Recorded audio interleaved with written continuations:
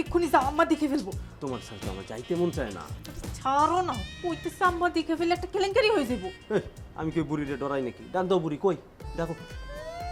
আইসে আমার সাহসী বীর পুরুষ, পরের বউ লাগে পরক্রিয়া করে আবার লেকচার মারায়। শোনো শাহানা, পরকীয়া জিনিসটা এত খারাপ ভাবার কিছু নেই।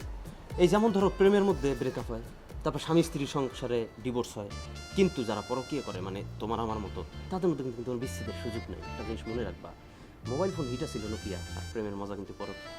হয়েছে, তোমার এসব লেকচার বাদ দাও। এখন কও আমার বিয়া কবে করবা?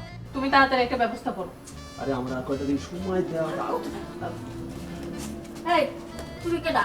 আসসালামু আলাইকুম। সালাম মা। ওয়ালাইকুম আসসালাম। বৌমা, এই পোলাকে? মা, উনি হলো ফ্রিজের লোক, ফ্রিজ চেক করতে আসছেন মিস্ত্রি। ওই ফ্রিজ দিয়ে পানি পড়ে তো। পানি পড়ে, টুক টুক টুক টুক করে পানি পড়ে। তো ফির ঠিক করতে আসছো, তোমার যন্ত্রপাতি কই? কি যে বলেন না খালাম্মা, আজকে তো প্রাথমিক টেস্ট, আজকে কেন যন্ত্রপাতি নিয়ে আসবো?